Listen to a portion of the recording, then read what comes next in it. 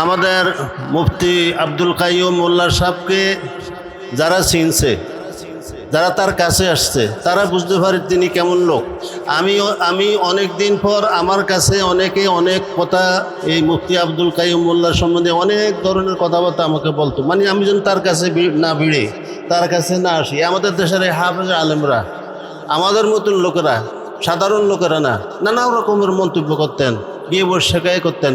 আমি ফাত্তা দিতাম না, আমি কি ঘটনা কী করতো, আমি সরাসরি চিন্তা করতেছি, আমি সরাসরি যাবো, কাউকে কিছু বলবো না। আবার লজ্জাবোধ করি, যাই আমি যদি একা একা উঠি তারা আবার কি মনে করে, শরম লজ্জারও বিষয়। তো আলহামদুলিল্লাহ ইন দি মিন টাইমে আমাকে এখানে হাফেজ জুবাইর আছে, এই মাদ্রাসার শিক্ষক জুবাইর আমার অনেক দিন বলতেছে। আর আব্দুল কাইয়ুম মোল্লা যখন আমার সাথে দেখা হইতো, হুজুর বলতো দাওয়াত দিত, হুজুর আমার মাদ্রাসা আইসেন। যখনই যেখানে দেখা হইতো, হুজুর মাদ্রাসা আইসেন। তো আলহামদুলিল্লাহ যে যাই হোক, আল্লাহ তাআলা আনছেন, তার কাছে আইসা তার সব কিছু চলাফেরা, উঠা বসা, তার সব কিছু দেখে আলহামদুলিল্লাহ আমি মুগ্ধ। আল্লাহ তাআলা মানুষের কাছে না গেলে, মানুষের সাথে না ভিড়লে, কাছে না গেলে তাকে চিনা যায় না। তো আলহামদুলিল্লাহ আমরা যারা, এই কথা বলছে কে, আমরা যারা দূর থেকে তার সম্বন্ধে বিভিন্ন রকমের মন্তব্য, আলোচনা, সমালোচনা, গীবত শেখায়ত করি, আমি আশা করব এই ধরনের গীবত শেখায়ত থেকে আমরা পরহেজ করি, দূরে থাকি। এই সমস্ত গীবত শেখায়ত যারা করেন তাদের সম্পর্কে দেখেন হাদিস আসছে। সর্বপ্রথম হাদিস শরীফে আল্লাহর হাবিব সাল্লাল্লাহু আলাইহি ওয়াসাল্লাম ইরশাদ করেন, কিয়ামতের যখন হিসাব নিকাশ হয়ে যাবে, সর্বপ্রথম জাহান্নামে কাকে নিক্ষেপ করা হবে? কিয়ামতের মাঠে হিসাব নিকাশ হওয়ার পর 1 নম্বর জাহান্নামী, সর্বপ্রথম জাহান্নামে কাকে নিক্ষেপ করা হবে? হাদিসে আসছে সর্বপ্রথম জাহান্নামে নিক্ষেপ করা হবে আবু জাহেলকে। দোজখের পোশাক পরিধান করে, দোজখের পোশাক পরাইয়া তাকে সর্বপ্রথম জাহান্নামে ফেলানো হবে। কাকে? আবু জাহেলকে। তারপরে মুহাদ্দিসিন কেরাম আল্লাহু আকবার হিসাব করছেন, দ্বিতীয় নম্বর জাহান্নামী কে হবে? 2 নম্বর জাহান্নামী। খুব খেয়াল করে শুনবেন, আমরা তো এখনো বসতে গিয়ে বসে শুরু করে দিই মনে হল রসগোল্লা। আল্লাহু আকবার। 2 নম্বর জাহান্নামী হবে সেই ব্যক্তি যে মানুষের গীবত শেখায়ত নিয়ে সবসময় বেড়ায়। 2 জন কেন বসছে, 5 জন কেন বসছে, খালি গীবত শেখায়ত নিয়ে বেড়ায়। অমুকের এই দোষ, ফল্লার ওই দোষ, অমুকের ওই দোষ। তিনি ফেরেশতা। তিনি কি? ফেরেশতা। 2 নম্বর জাহান্নামী হবে যারা শুধু গীবত শেখায়ত নিয়ে বেড়ায়। আল্লাহ আমাদের সবাইকে হেফাজত করেন, বলেন আমিন। মনে থাকবে এই কথাটা, আমল করবো তো ইনশাল্লাহ। তো তার মতন এরকম মনের মানুষ, এরকম স্বচ্ছ মানুষ, এখলাসওয়ালা মানুষ, বড় মনের মানুষ আমি আর দেখি নাই। আলহামদুলিল্লাহ, আল্লাহ তাআলা তাকে দীর্ঘ হায়াত দান করেন।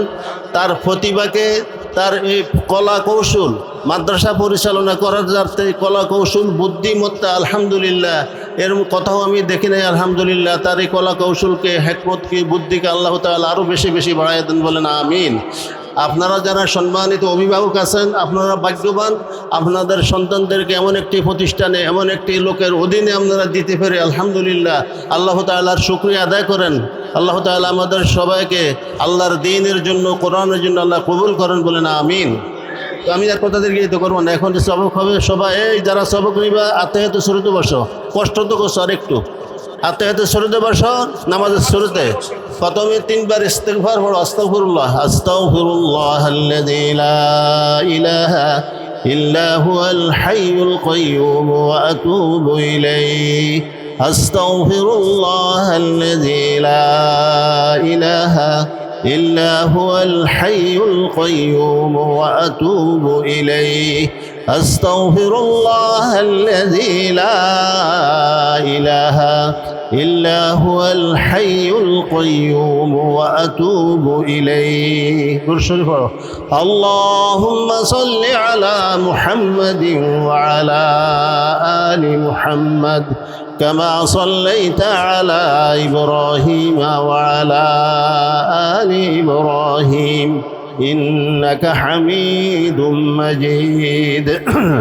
اللهم بارك على محمد وعلى آل محمد كما باركت على إبراهيم وعلى آل إبراهيم إنك حميد مجيد. شباب ربي يسر একসাথে জোরে জোরে, রব্বি ইয়াসসির ওয়ালা তুআসসির ওয়া তাম্মিম বিল খায়র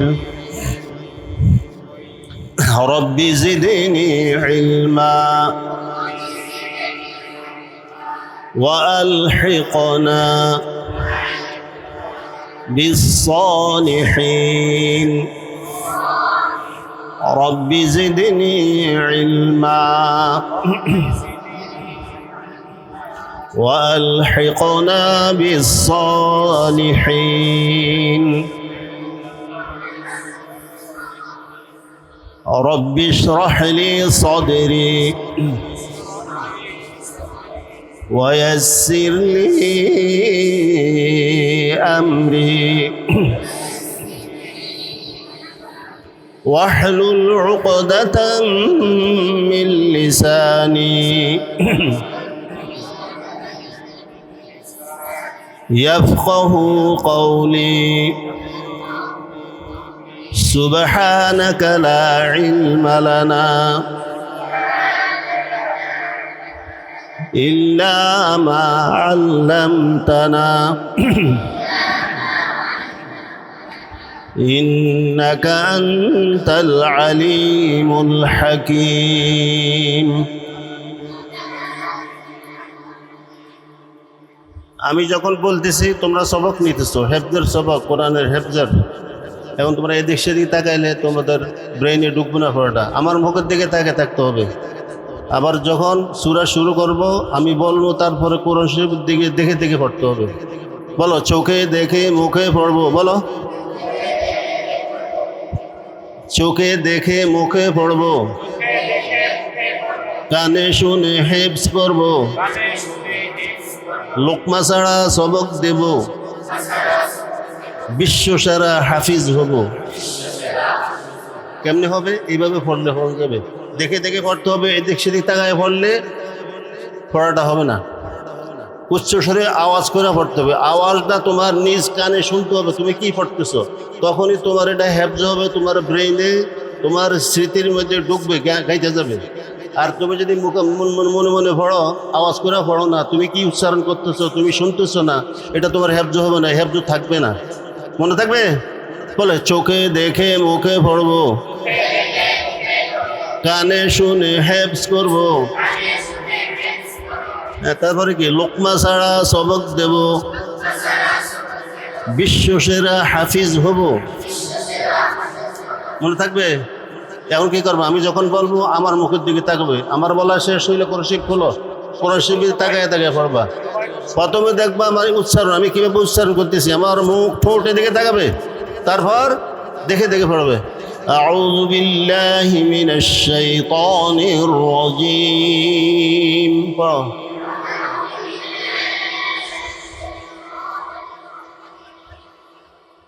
বিসমিল্লাহির রহমানির রহিম।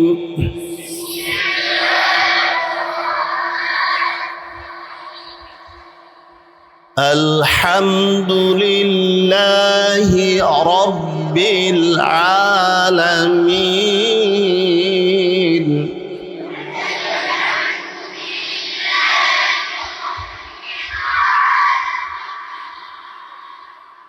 الرحمن الرحيم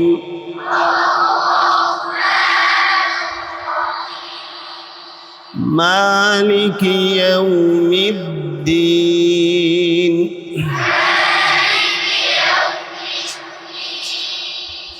إياك نعبد وإياك نستعين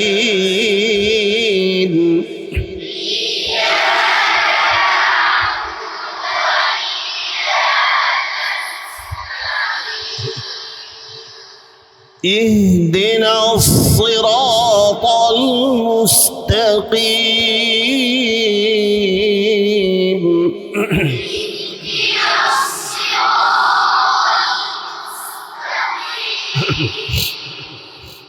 صراط الذين أنعمت عليهم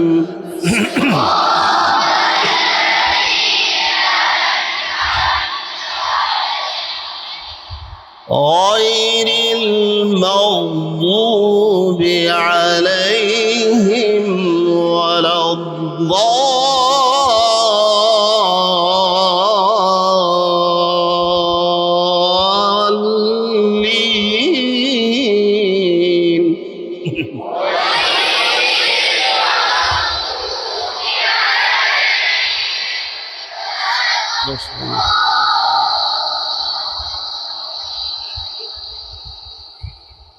আমিন। সূরা আলাক আনপারা ফার্স্টটায় ধরো। বিসমিল্লাহির রহমানির রহিম।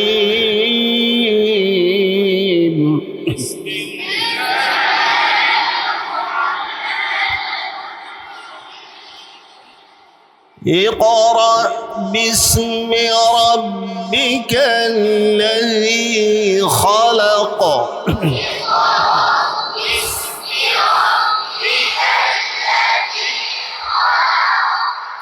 خلق الإنسان من علق.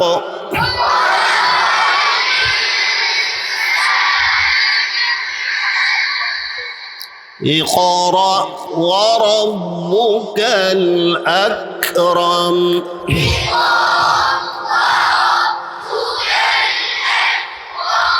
الذي علم بالقلم.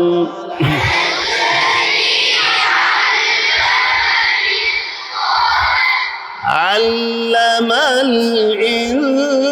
الإنسان ما لم يعلم.